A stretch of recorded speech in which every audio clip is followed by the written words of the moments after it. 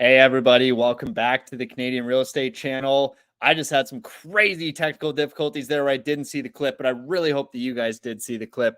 And if you weren't on for the countdown, I really hope you were in for the countdown too. We might get copyrighted on that, but it was some groovy freaking countdown music. Just a reminder to show up here every week. We're going to be doing this on Tuesdays around the same time. So if you are around, come and hang out with me. I am going to be, of course, having casual Tuesdays with you where we trying to accomplish something. And tonight we're going to be analyzing 3 deals straight off the MLS and taking a look at whether or not there's anything we can buy in this place. Last week we did it sort of haphazardly where I didn't really have any properties selected. And this week I actually want to go through 3 specific deals that I found on the MLS for you guys in a city that I'm very familiar with, and that would be London, Ontario. So if you guys want to see other cities at any point, just let me know. And you know, we can pick a different city and I can scour through and try and learn a bit about the neighborhoods and the employment situation, vacancy rates, rent rates, everything like that for you guys. And, you know, come at you from a different perspective. Also, if you guys have other topics you want to broach on the Tuesday nights when we're just kind of hanging out, having beers, speaking of, and tonight, I know last week I was drinking a Collingwood beverage. Tonight I'm at my mom's and we're going to be having dinner together. So I have what was in the fridge, which is a Guinness. They always keep some Guinness around for me, and I'm very thankful for that. So get your beer, sit down, get comfortable. We're going to analyze some deals, which is either the most boring thing ever for YouTube because we're just going to be stuck on spreadsheets and looking at photos and maps, or you're going to have a lot of fun. So wherever you're at in your journey, I'm really happy that you're here tonight with me, and we're going to hang out and have some fun. I'll try and keep an eye on the comments every few minutes or so. But as I'm sharing my screen, I'm not going to be able to see them rolling in. So just bear with me. If you do have a comment, drop it down there below for us, and I will get to them. Okay. It just might take a couple seconds. But without further ado, let's flip over to my screen share for you. And I'm not even going to know when I'm sharing. Whoop, there we go. It's all crazy. Okay. So here we go, guys. We are looking at the MLS, right? Just basic realtor.ca. Fastest place to start finding properties. And all I've done here is I really, you know, I've been investing in London for years. And realistically, when I start looking at a new city, I want to understand the neighborhoods themselves. So what I did tonight is I picked 3 properties that are basically all in similar neighborhoods of London. And they're just in areas where I consider plausible and viable really for both a BRRRR perspective or a flip. So whether you're a flip investor or you're looking to BRRRR and hold long term, I think that these east and like southeast kind of corner of London here is probably the most ideal area. So I've owned properties up here by Fanshawe College. I've had property down here in East London. I've had property on Hamilton Road down here, and I've had property in Old East Village somewhere. Where's Old East? I've had property yep, right here in Old East Village on Princess. And when I lived here, I lived up by Fanshawe and as well over here by kind of like River Bend or yeah, I think it was near River Bend. Anyways, kind of the other side of the city by like Kamoka and stuff like that. So very familiar with the city. And we obviously did like hundreds of wholesale deals here, which meant like flyering the city hundreds of thousands of times and going out door knocking and making sure that we really became familiar with all the local businesses, where people are employed, the vacancy rates, the rents, and everything like that. So that's where I kind of want to approach this discussion from tonight. And we can start sort of looking at some of the properties that I found. So first things first, kind of pick an area that you like in a city. And if you have some knowledge of where you want to invest, that really does help, because then you can kind of narrow in. Because we're balling on a budget tonight, we're drinking Guinness. What we did here is I just went to lowest price. And of course, like you can see when you're just kind of scouring the MLS, like you'll always get these weird ones. Like, I don't even know what this is, but it's $1, right? So like, I like obviously look at the woodwork in here. It's some kind of crazy heritage thing. So like they're trying to like sell whatever, like the entire block or some weird thing. Oh, look at this. First thing I click, and it's first thing I goddamn click, and it wasn't even what I was intending to show you guys. And people are offering VTBs in the first click. Okay, how about that? Boom, you can have this and they'll finance it for 4%. That's not bad. So there you go. MLS isn't dead. That's a funny serendipitous thing, because I was just about to talk some serious smack about the $1 listing. But it did get our attention. So it's actually kind of a viable strategy. But anyways, usually you can just ignore those or click on it if you're doing a live stream on YouTube and you need an example. But realistically, what I did here for tonight is like, kind of narrow in on a neighborhood. So I like Old East Village. East London's really been good to me. This whole area up here by Fanshawe College has been fairly expensive the last few years. But this little pocket here across Highbury, so west of Highbury, has always been really good. And I owned a property here on Parterberg Crescent, which is this little crescent here. I owned this one actually. That big property there was mine. And so, I like to narrow in on the neighborhood, figure out where your listing's going to be. And one of the first ones that came up for me was this one here.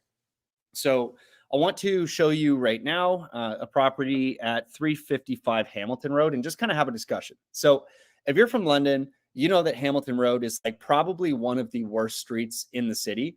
It's like between, I don't know, there's some sort of ghetto battle between like Hamilton Road and Dundas. And I don't really know like which would actually be worse. And maybe you actually maybe talk about Adelaide too at the same time. But one of those is got to be the worst. And if it's not the worst, it's in the top 3 for sure. Okay. So Hamilton Road's terrible.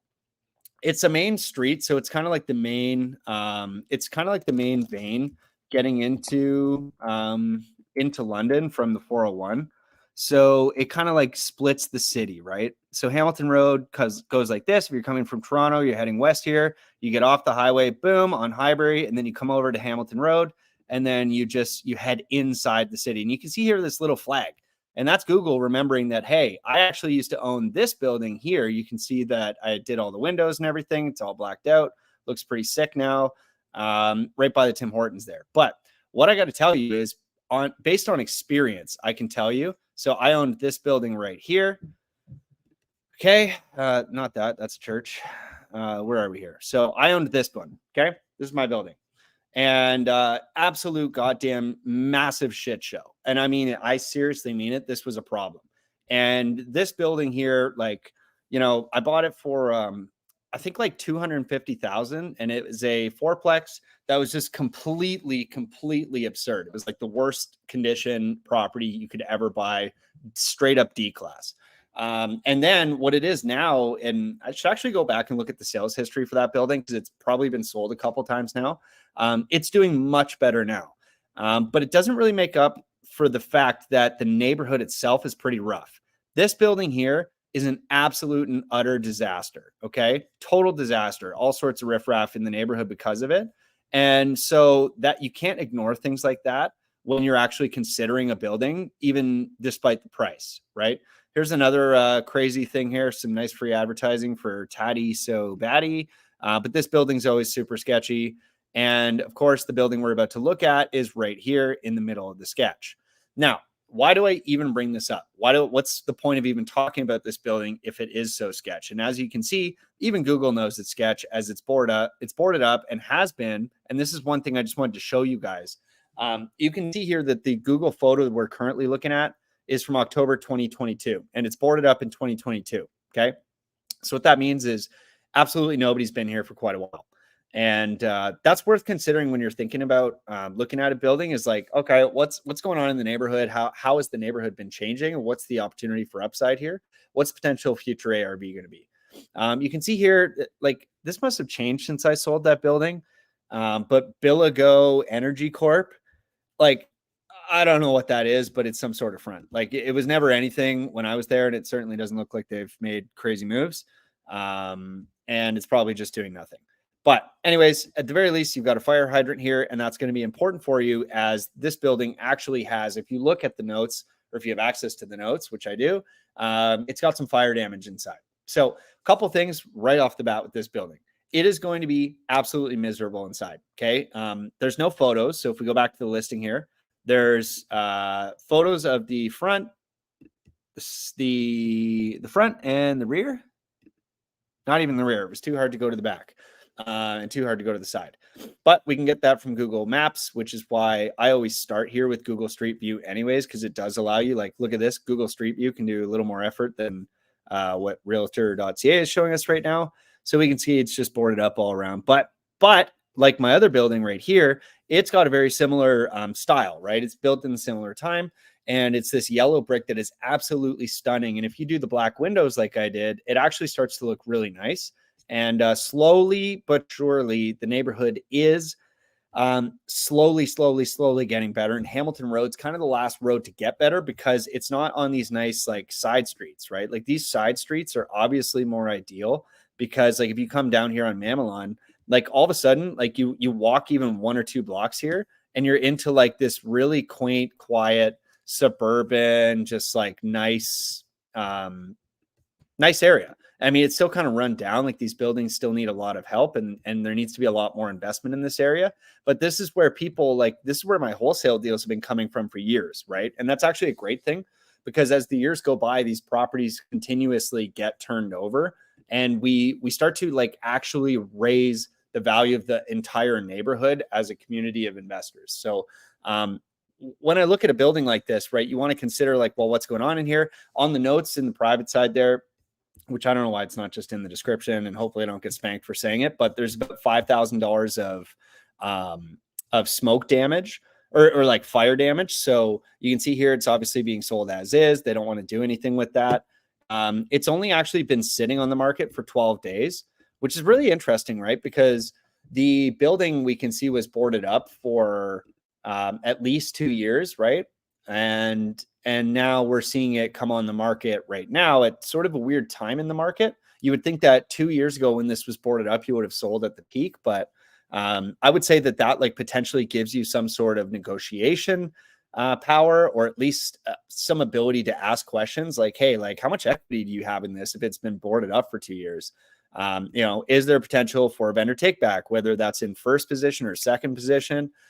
Is there a potential to use something like Calvert Home Mortgages, where you come in here, you put $20,000 down, they finance the rest on a first, and that used to be 15.5%. I don't know if those rates changed, but you could always reach out to Finley Mortgage Team and have a discussion with them about that. They're one of our sponsors here on the channel, and they have our Finance Fridays. So if you don't know Finley Team, go watch a Finance Friday. But they'd be more than happy to talk to you about how you would finance something like this. And like I said, again, like I'm basically anticipating this building's completely trashed on the inside. And so we'll sort of run our analysis based on that assumption. But we do have some measurements here. So we've got a 2-piece bathroom that they didn't measure. We'll just assume that's like, fairly small. Dining room is 13 by 10. That's a large room. 13 and 7 inches and 10 feet. That's actually a pretty big room. The living room is 16 by 12. So it's kind of narrow, but it's actually a pretty big room too. The kitchen itself is 13 by 10, which is not bad. That's like a decent sized bedroom, right? And then the second level, we've got a 10 by 9 room. That's fairly small, and a 10 by 9 room and a 10 by 9 room. So your bedrooms are all pretty small, but the living space itself is actually fairly large, right? So I don't hate that. You got 41 frontage and 122 for depth. So there should be ways to get some parking there. It looks like you're kind of jammed up for parking from the front, obviously. So you'd have to figure out parking from the side or something like that, or from the back. So that'd be a question that I would have, but it's probably time to jump into the numbers here. So on the first property, they have this listed right now for $299. And if you were to buy this for $299, let's just throw this in here in the handy dandy calculator. And yes, I will make the calculator available for you at some point. And you will notice I'm using a different calculator today. This is my sort of on the fly calculator. You guys got to have calculators. So I built this a while ago. It really just helps me think quickly, and it just helps to be able to make decisions fast. And I think that's really important when we're analyzing these deals. We don't want to spend a lot of time here. We want to get an idea of the property, get an idea of what it could be worth, and get an idea really quickly of whether it's worth investing more time into it or not. So let's just say we'll buy it for $299, which is their ask price. Not saying that that's what you would actually offer, but saying that it could be possible. And let's just say we could make it worth $500,000. Well, what's it going to take to make this thing worth $500,000? I would say, so it's zero wholesale fee. I would say you're going to run into some issues here when it comes to rehabbing this building. So it's decent sized kitchen. We know the size of the bedrooms are fairly small. We don't have any other information about the interior of the building. So what I would suggest is that you basically think about your sort of maximum budget on something like this. And I could see how you could easily spend you could easily spend here probably 110,000. And I know that sounds crazy, like that sounds like a really big number, but I'm pretty sure that you could end up spending something like that, especially when we start talking about the windows and we start talking about whatever fire damage is in there. They've said it's about 5,000. Who knows what $5,000 of fire damage actually looks like? Is that smoke everywhere? Is that contained to one room? Did it damage any of the structure? It says that it doesn't, but I'd like to verify that myself if I was looking at this. Beer break. We're having a beer. Just 1 second. Oh my God. Okay, back on track.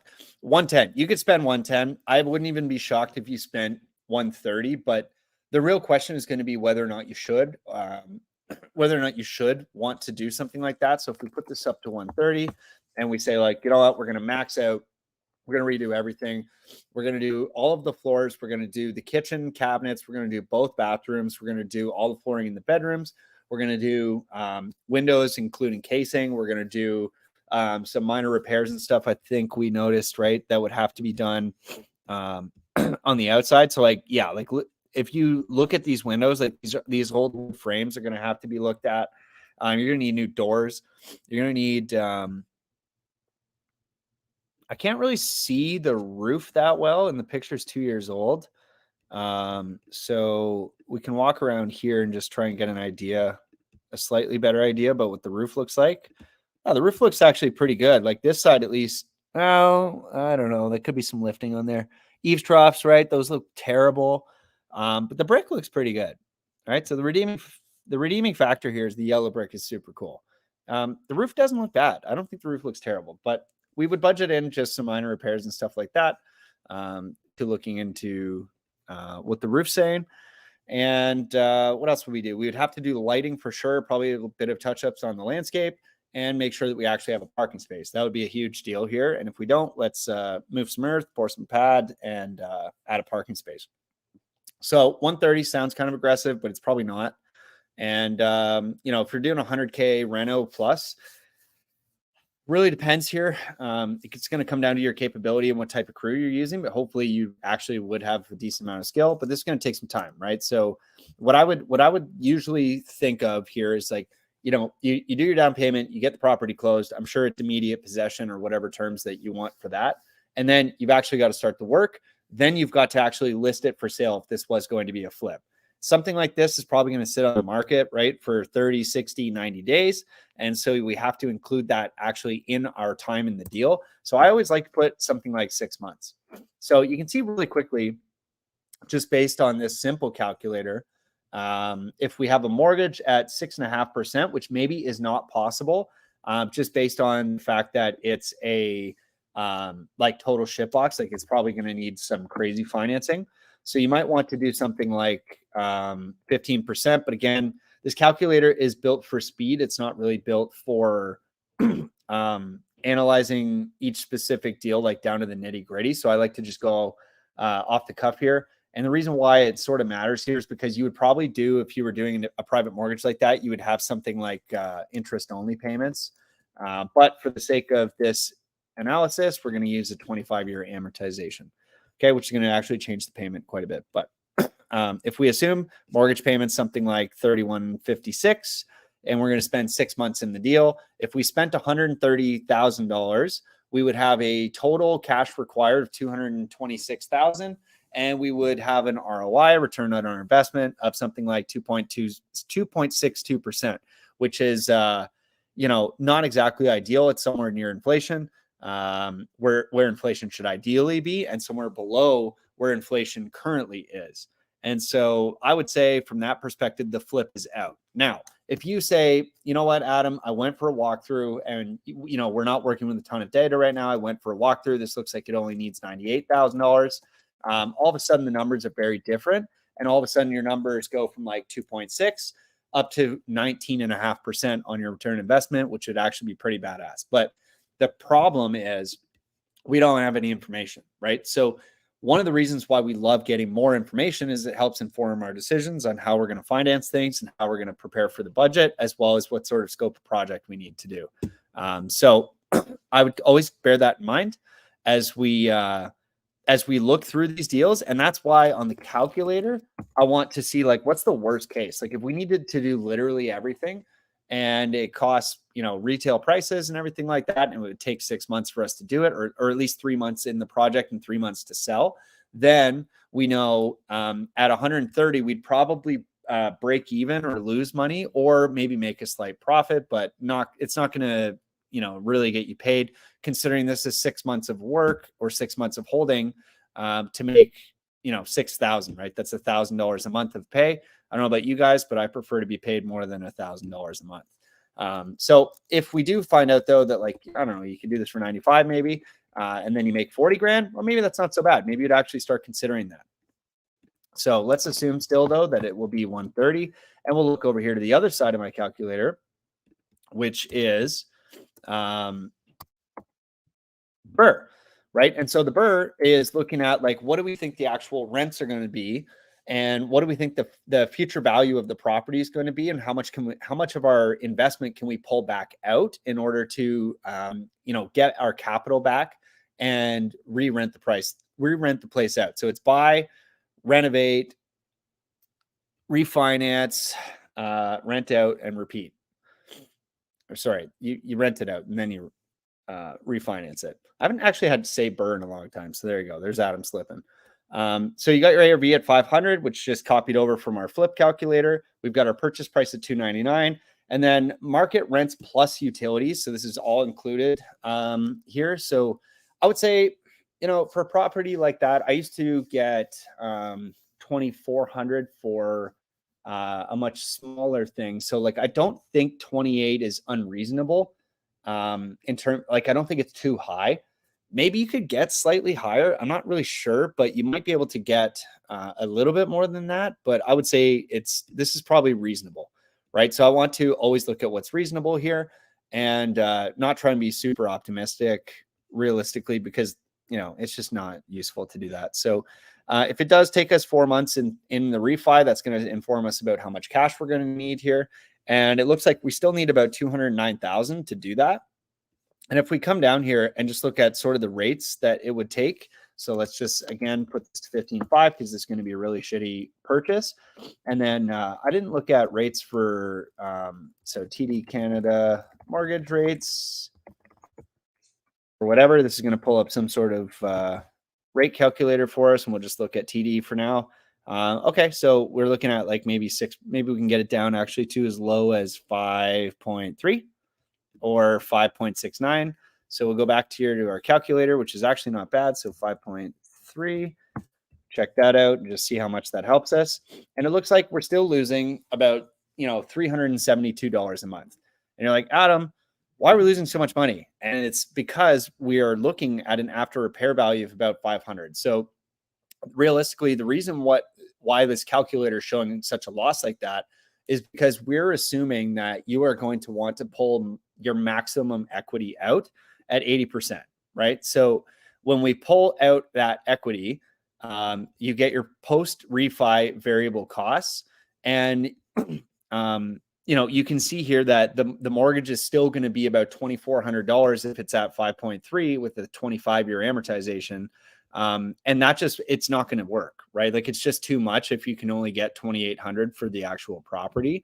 Now, again, like maybe you can get 3,000, but that's not going to change anything, right? So if we're losing a couple $100 a month, it's not really a good investment. And the only reason you would do that is like maybe you were trying to take an exit here because you ended up going like crazy on the flip, and it worked out to be $130,000. And then you were like, shit, I'm not going to make any money on the flip, so I'm going to end up holding it.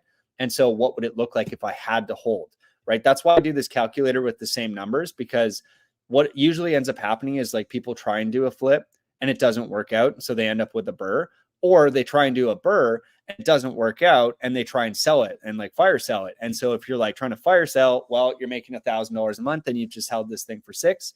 Or if you tried to flip and you're like, damn, we're going to make no money, let's rent it out. What does that look like? Well, that looks like losing $200 a month, and you've got $54,000 stuck inside the deal, right? It's just stuck there in equity. So you can either sell and take the 5K or 6K, or keep the actual property and have 54,000 stuck in the property and make absolutely no money and even potentially lose 200 a month. Right. And these utilities, like, I mean, we could sit here and argue about whether or not insurance is going to be 150, the utilities are 250 and the taxes are 250. Like, you can play around with those numbers as much as you want. But it's not really going to help you, right? Oh, I included a management expense here too, right? So you can see in my calculator, I've got mortgage, I've got utilities, I've got taxes, insurance, management, and repairs and maintenance. So if you want to ignore this stuff too, by the way, no problem. Like, that's not crazy, I don't think. I've got repairs and maintenance at 5%. I've got management at 8%. And insurance is just like an arbitrary value here. So is tax.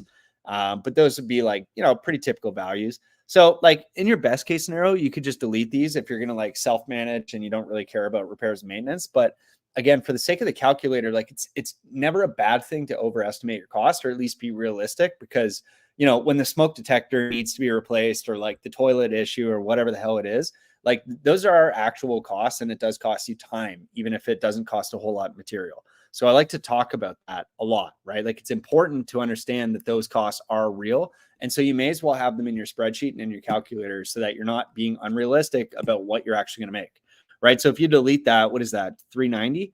If you delete that 390, then all of a sudden, like, you're, well, let's just delete them then. How about this? Boom, you're up 191 per month, right? If you just ignore those costs, then you're up 191 per month, which is not bad. But you might as well factor them in and just be realistic about your actual cost basis. And I think that's important. So yeah, I'm going to flip over now to the comments, and you guys are going to get super smoked on the kind of cool universe effect that we get there. So yeah, I haven't been able to see the comments for the last little bit, so I'm going to take a minute here and just answer a few questions. We got one question: where is this? That was London, Ontario. And the property there, it's actually listed right now for sale. It's only been on the market a few days, and that's 355 Hamilton, Hamilton Road, which again, not ideal location, but you could see that, it wouldn't be outside of reality to get it up to 500,000 for the ARV. And I could see, if you walked through it and actually got some information, how you could get it to be under 100 grand if you were really slick at renovations. Now, if it's your first project, the price isn't spectacular, because you might actually run over that 90 and hit the 130. And that's where you saw, like, the numbers just don't work. But if you had to hold it, you could. Again, the only risk there being, you're kind of getting into like bad tenant area in terms of the neighborhood just not being there yet. And it's like right on Hamilton Road, which again is just kind of loud and kind of busy. So a bit sketchy. And then we've actually got a great comment here, which is a very good observation. Okay. So Rockpile commented that check cashing, payday loans, vape places, cannabis shops, beer stores, tattoo shops, seems like these things suggest a less than stellar neighborhood. Agree or disagree? And would you add anything else? I think that's a really good list of things that you should at least be on the lookout for, right? A tattoo shop could either indicate like a really high-end type area or a really sketchy area. But for sure, you do not see payday loans in nice areas. You do not see check cashing in A-plus neighborhoods. It just doesn't happen. Even when those areas get sort of built up around them, you do not get that type of business in that neighborhood. They seem to be together. And what you asked there is, would you add anything to this? Yes, I would. You can tell a lot about a neighborhood. And one of the first things that we always look at when we're analyzing a deal is, what is the grocery chain there, right? What are the grocery stores? You can tell a lot about a neighborhood about what grocery store is lingering in its backyard. You see a No Frills, right? You see, it used to be Price Chopper in Collingwood. I don't know what the hell that's called anymore, but yeah, I think that got bought out years ago. But you see a No Frills. You see, what's that green one? Food Basics. Man, you see a Food Basics. It's like, that's like, if you're not looking to do like a student rental or like some seriously basic stuff, like, run away. And if you just looked outside your window and saw Food Basics, I don't know, man. I don't know what to tell you. Start investing today and get your money working for you.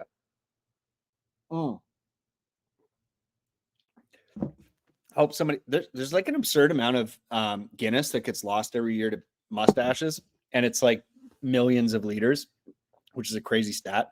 I hope y'all are enjoying a beer with me, because I'm enjoying this too.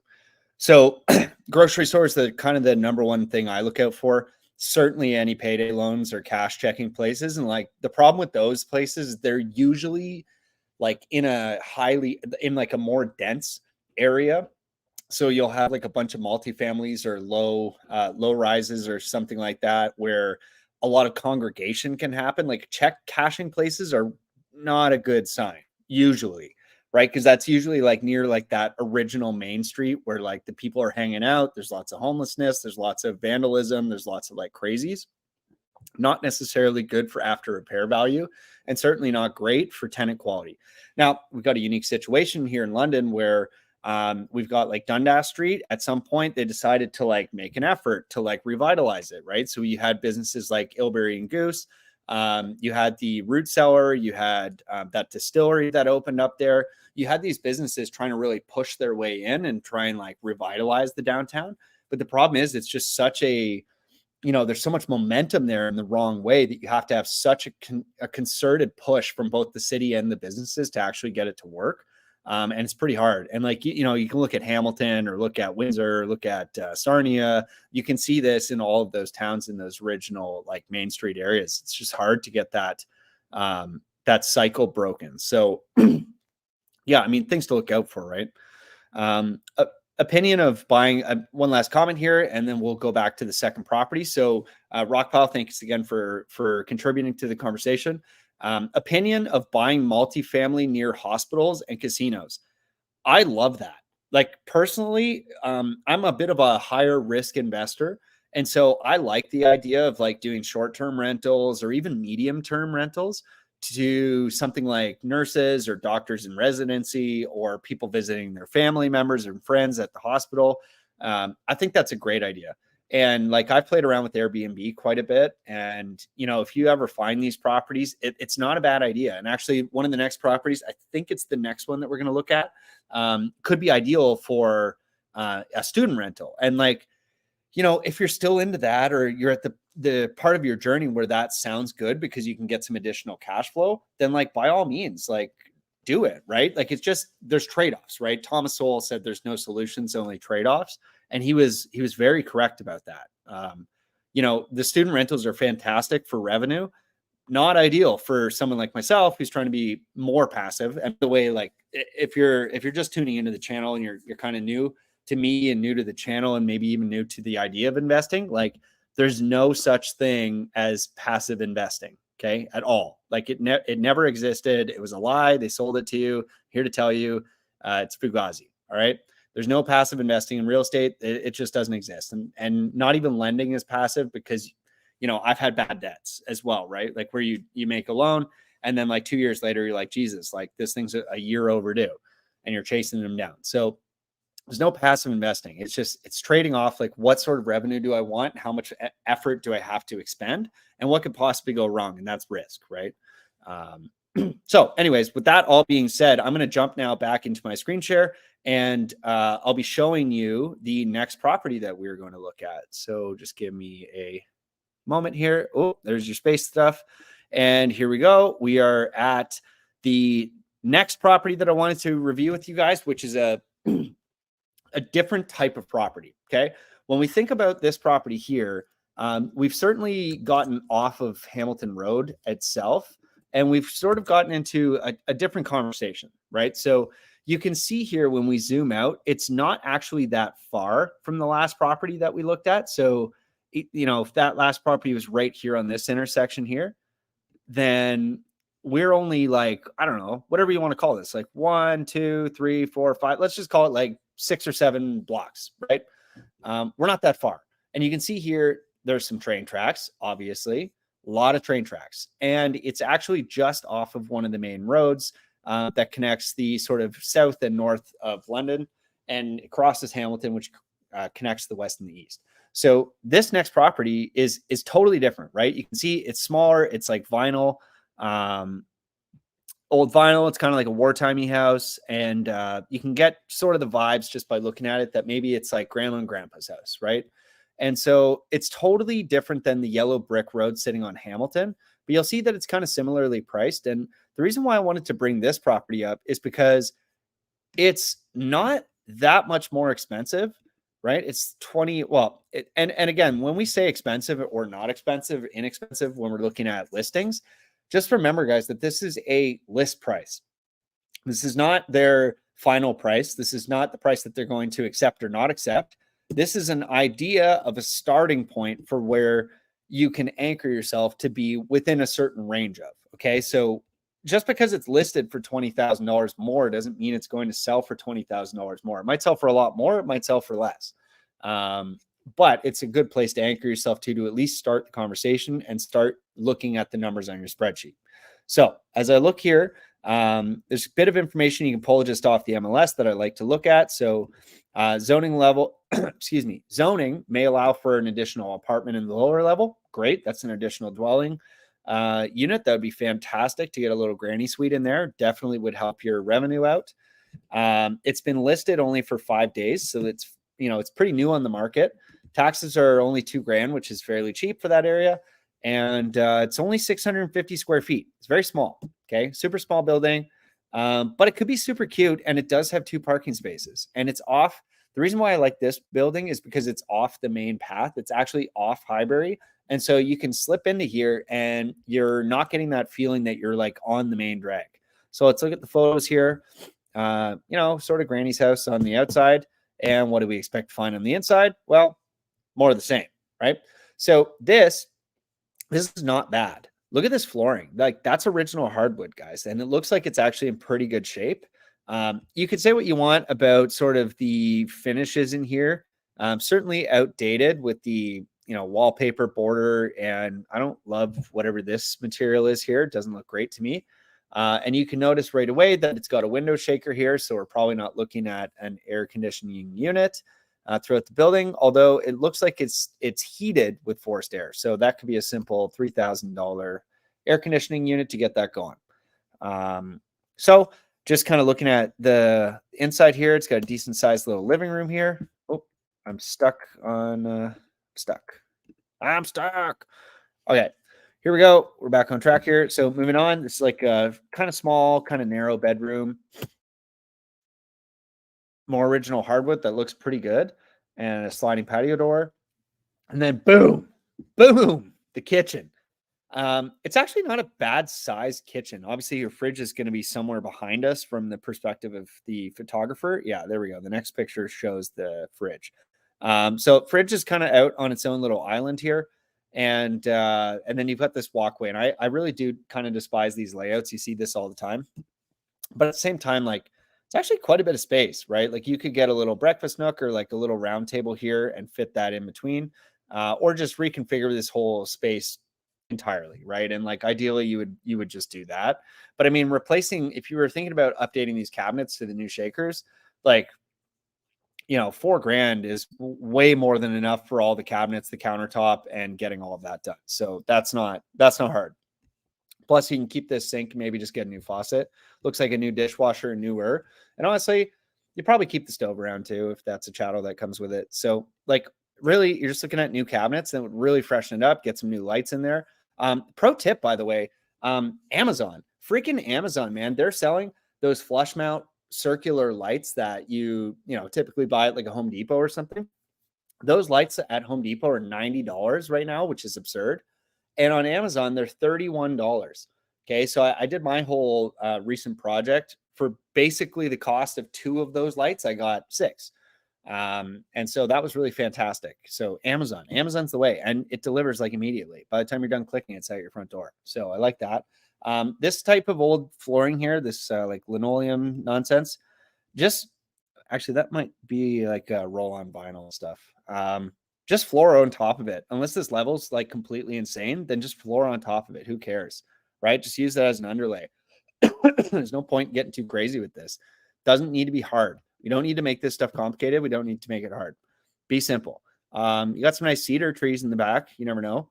And it's nicely actually blocking the neighbors, which is kind of a pro. I'm not going to lie. You get a little shed there. Kind of cute, I guess, if you're going to do a flip. Out the back, we've got Actually a decent little drainage here. They got rid of that. It was probably going right here before and maybe causing the basement to get wet. You never know. But in any case, pretty good idea to get it away from the house. Old chimney there, tiny little deck. And of course, with the snow, you don't really get a lot of information, which sucks, but it's okay.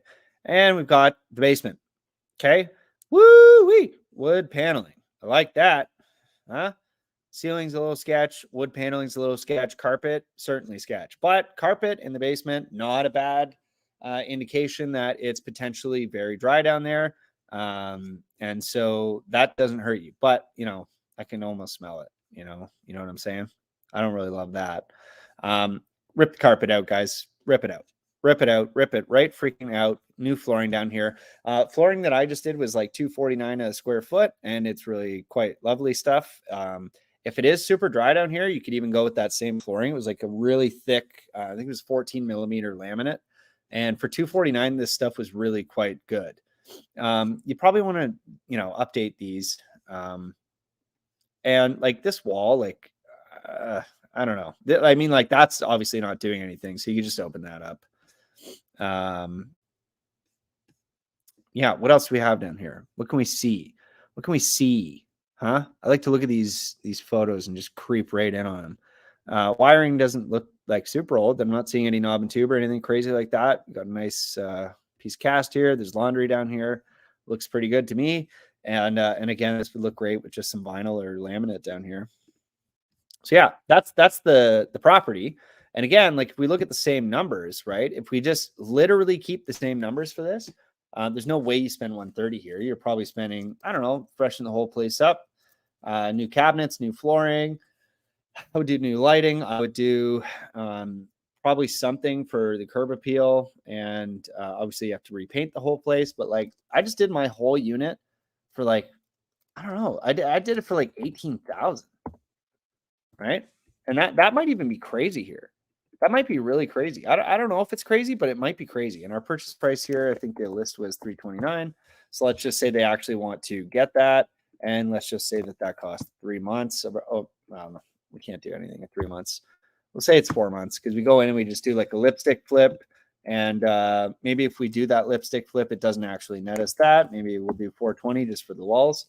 You know, this is a easy path to doing something that you could quickly turn around by just doing simple updates. Now, one thing that 18K might not get you is the like these awnings and stuff. That I don't know. I think you could just leave those, maybe just paint them or something. You could honestly even just like get these to be black, and it would look pretty good in black and white. But I mean, if you got this thing up to 420 with it being nice and refreshed, like, damn. What a deal, right? Make 18K, get the hell out of there and pay some taxes and you're out. Now, if that doesn't work and you start doing the renovation, we start thinking like, okay, maybe like, you know, maybe something like this rents for like $2,400 and it's going to take 1 month for us to get the place freshened up. That reduces our total cash required. We definitely don't need this crazy financing anymore. So we can go down to 5.3. And then we'll just assume we can get 5.3 as well for that. And you'll notice pretty quickly that like at 420,000, if you pull your equity out, if you pulled out, you know, what you could out of this, you probably don't want to be renting it. And again, this is including these two repairs and maintenance and stuff like that, which I would do. But you're probably going to lose money on a monthly basis. So that's where you look at this and you say, okay, well, you know, maybe that's a tolerable or acceptable risk, as long as I'm just going to look at flipping it and I can get in and out and do the bare minimum, but add some good value.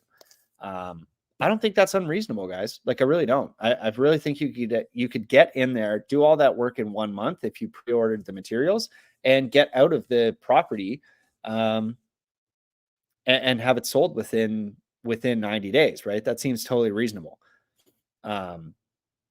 So not a bad little case study right there. And oops, we've got this being all crazy too. Depends if you would actually get because that was like a 5-year mortgage to get that rate. So I guess you could just keep that at like 10 or 12 for your private capital. But that'll just juice your number a little bit. Yeah, you know what? Just keep that at 5.5 just because. So, I mean, you know, you can make a quick 18,000 on something like that, and it wouldn't have to be a lot of work. And if you do end up getting stuck with it, like again, if you're just going to not look at management and R&M being like 13% of your revenue, then you end up sort of negative $23, right? Not a crazy deal. Like it's really not a crazy deal in terms of if it didn't work out for that ARV and you end up having to sit on it. So it's not a terrible exit. The other thing with this property, guys, is that there's a version of this where you could look at having it be a student rental. Fanshawe College, if you look at it, is, I don't know, 2 minutes, 8 minutes. It's 8 minutes away from Fanshawe. Okay, people like my student rental was over here, and look at there's the food basics. My student rental is over here, but there's people all over here renting for student rentals. Okay, you've also got whatever that other crazy thing is right here. There's a casino right here too. So you were saying casinos and you were saying hospitals in the comments there about renting, and like the casino is right here. So if all of a sudden you start looking at this number and you're like, wow, you know what? Maybe we'll just do like an Airbnb, or maybe, doing something else crazy. Like $2,400 on an Airbnb is absolutely nothing, right? 2,800, freaking great. You should be able to absolutely smash on Airbnb with something like that. Like I was getting like maybe 4,000, sometimes 6,000 a month in a similar building. Oops, don't click on that. It'll freak everybody out. 4 to 6,000 was not outside of normal when it comes to Airbnb in that type of area for the casino or for students or for people visiting. Like often what I would get was either nurses or I would get families visiting their kids who were at Fanshawe, right? So that happened a lot. And that was a great model. So that's the third property. That's the second property. And I'm just going to click over here real quick and we'll go to the comments for a second just to see if there's anything new here. And we can discuss some of the comments before looking over our final property. And then final note, I guess, just about that second property, like if it's zoned R2, it didn't actually have the zoning on there, but you could look it up real quick. Just go to the London zoning map. And the listing says like opportunity to add a second unit. Great, right? Add a second unit in there.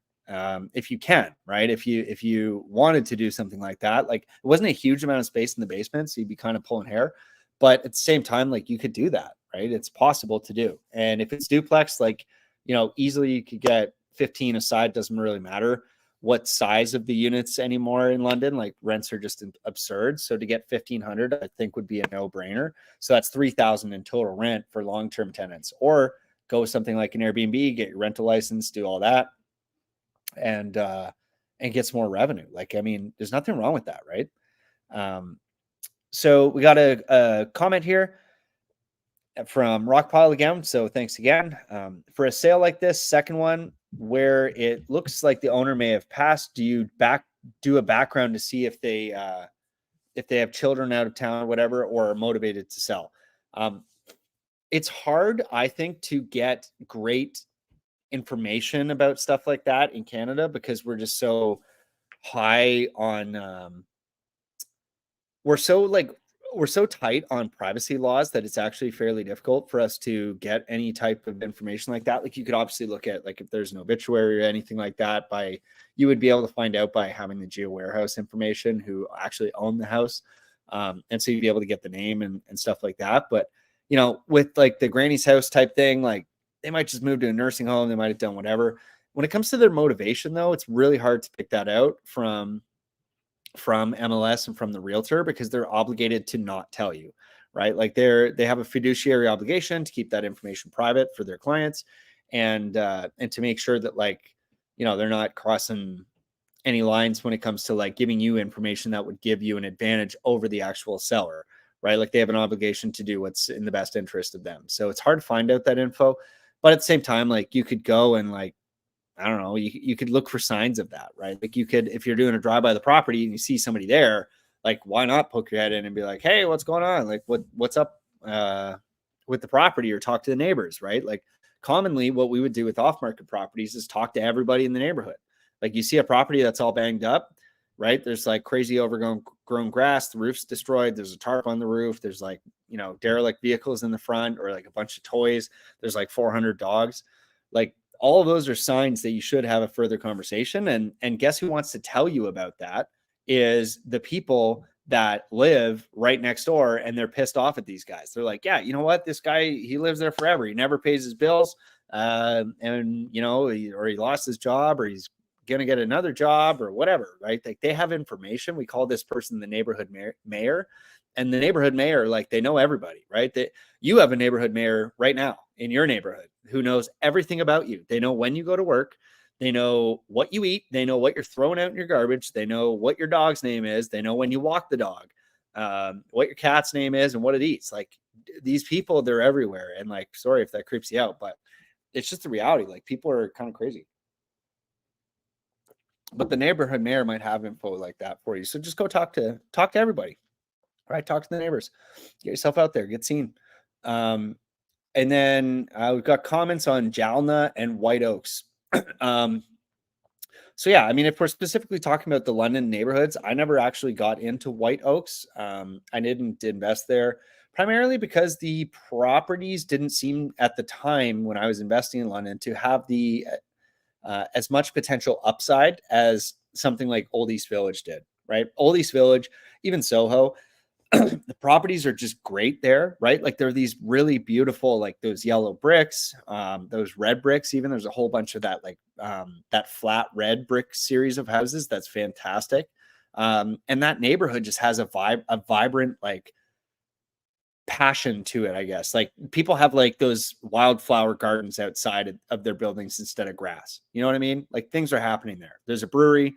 There's a distillery that popped up. There's great restaurants coming up.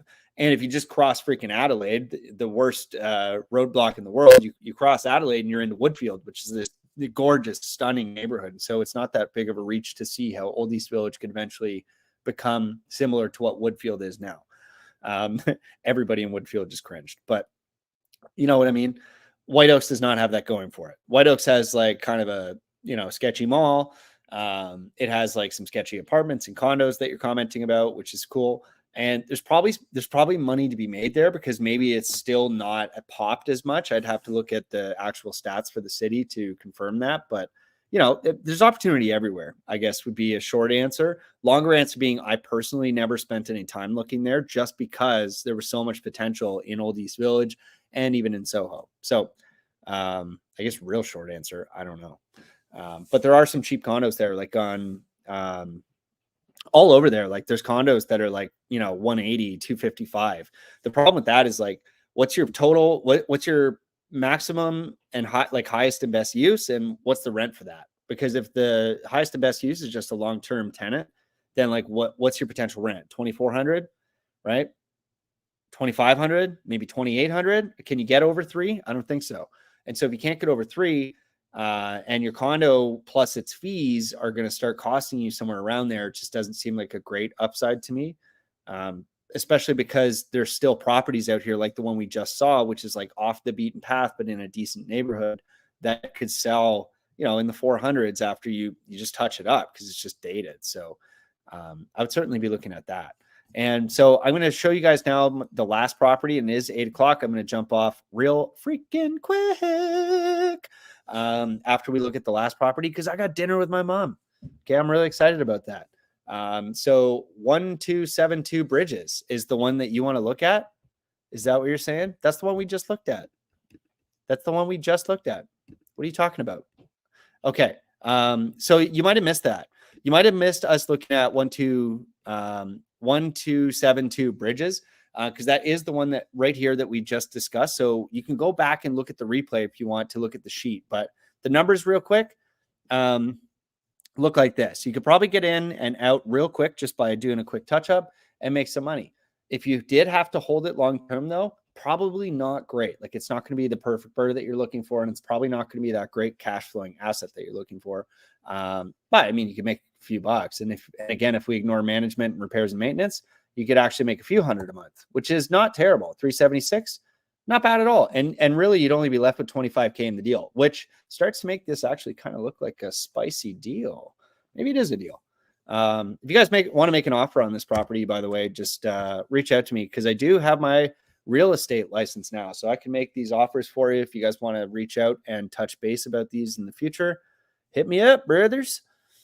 And the final property, this brings us to the final property. And again, it's worth prefacing this. Like, I look at all these, right? Because you have to sort of like have an idea what's best for each dollar you have. Like, is it always best to buy the Hamilton Road property? Hamilton Road, in this case, being like literally the worst street in the city or top 3 worst streets in the city. Or do you go for kind of more of a safer play where there's upside and value to be added? Or do you just look across the market and say, like, if I just did nothing, what would it be worth, right? Like if I just bought a property, what would happen? And so I just wanted to highlight, like, this is, again, and for one more time here, this is just a list price, so it actually means nothing. But if this property was to sell for what it's listed, it's so damn close in price at $329,900 for this one that you have to go and do work to this one at $349,900 where the work's done.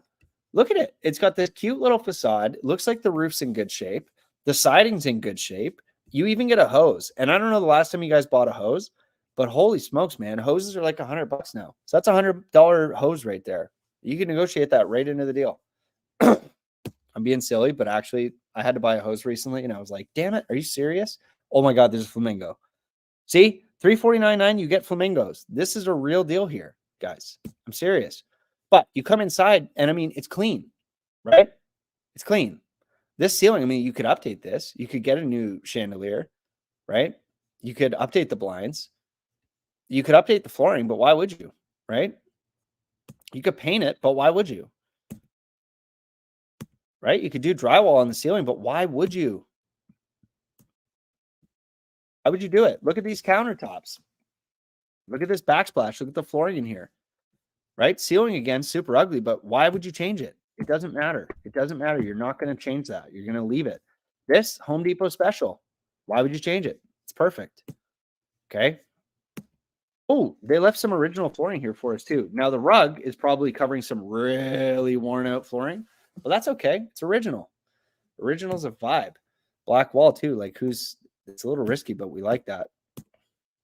Okay. I like this. I like this building. Look at the lot. Holy hell.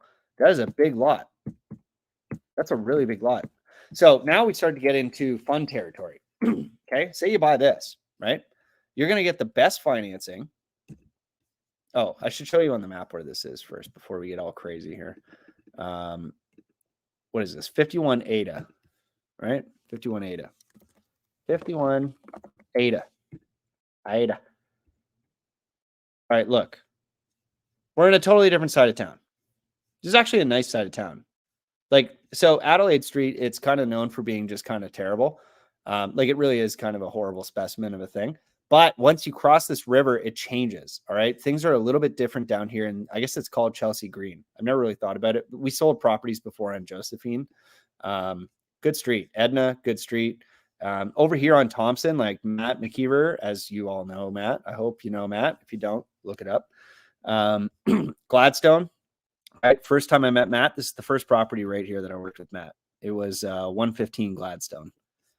Fantastic little deal for those guys.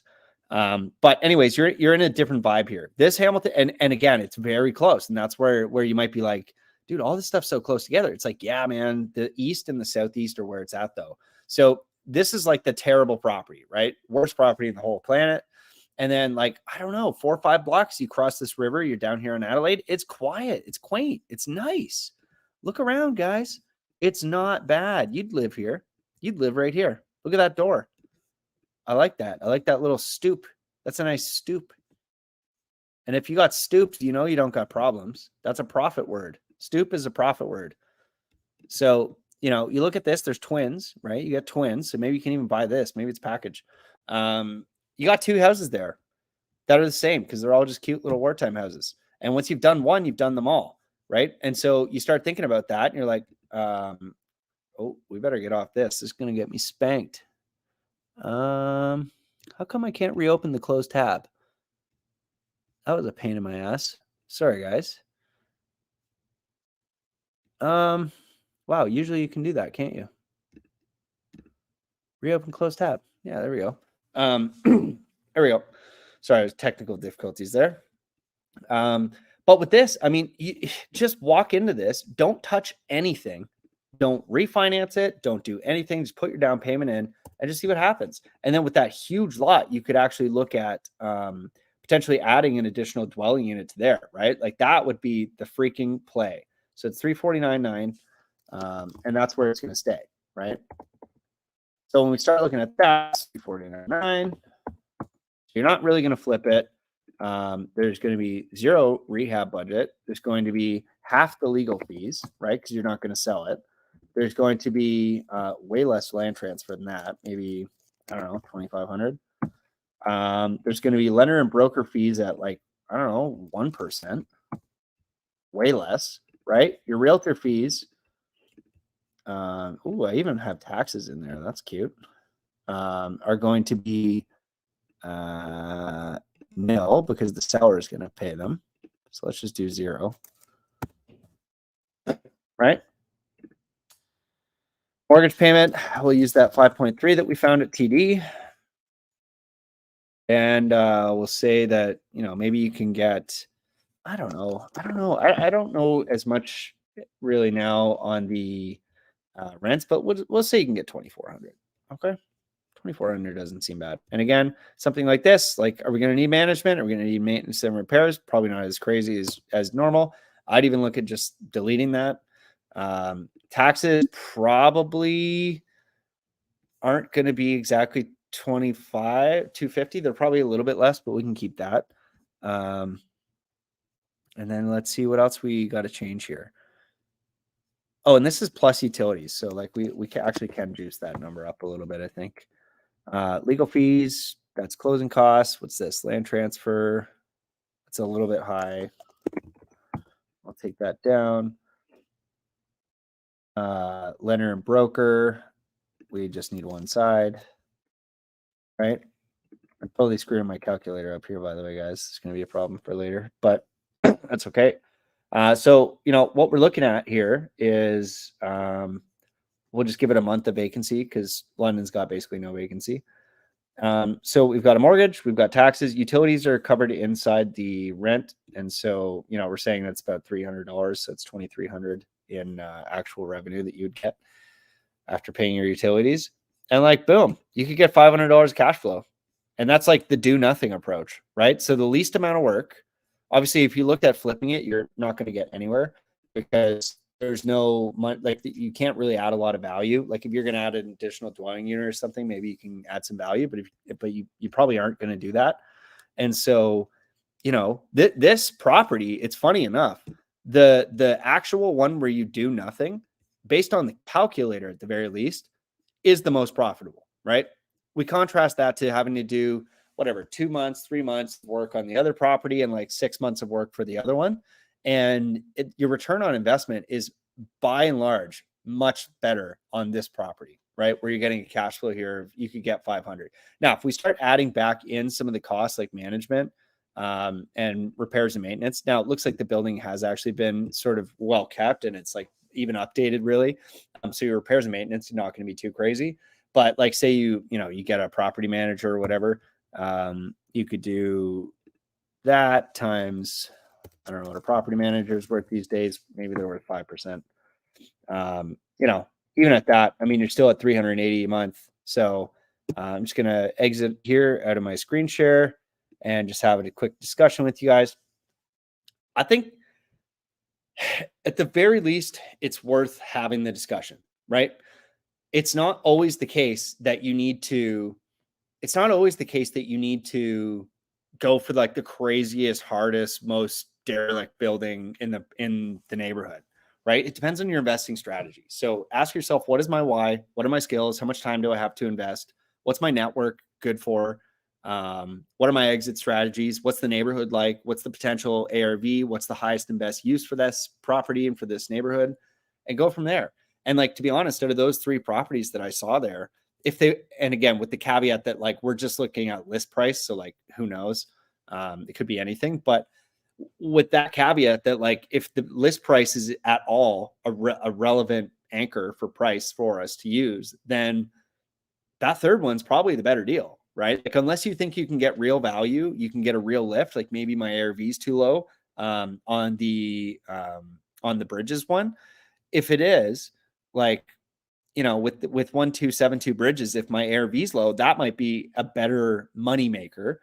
But that third property, I mean, you could get in there with almost no effort and have it rented immediately, and still make some money. So I think it's worth it to just have that problems or profits mentality and just like look at the whole market, look at where you could potentially deploy your capital, look at the trade-offs, the opportunity costs, and use something like the sheet that I have. It's not the gospel. Of course, you saw me playing around with it for the different properties. But use something like the calculator to really quickly find out, like, is this worth even having a discussion, right? Because the Hamilton Road one, like, I don't think it's a great idea. The Bridges one, I think, could be actually a pretty good little flip if you were in there super fast, in and out, and don't do a lot of work. And then with that final property there, it could be actually a decent little buy and hold, and then just see what happens to the market, right? Like at that price, it doesn't seem like it's probably going to go that much lower than that ever. And so sky's the limit, really, in terms of upward momentum, but that just takes time. So it's like, do you want super value add, like something like that, that crazy property on Hamilton Road, or do you just want to get into something and start becoming a landlord and learning some of the lessons there right away? So yeah, guys, there's some insights for you. I hope that this was fun for you. This was a little more organized than last time in terms of we had specific properties to talk about. And I really enjoy these. I hope that you guys were enjoying this too.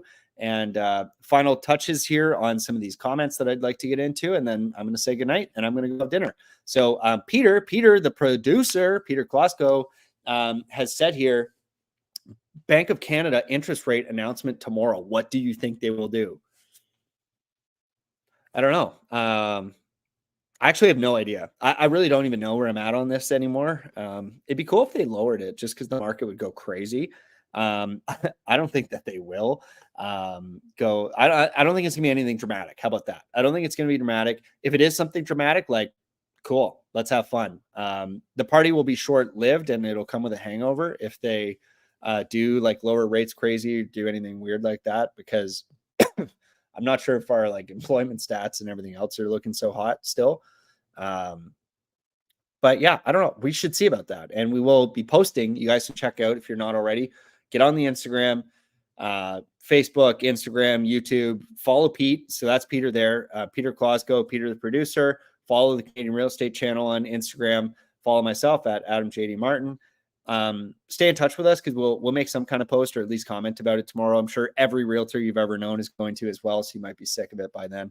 But yeah, we'll stay tuned in and we'll have something to talk about next Tuesday for sure.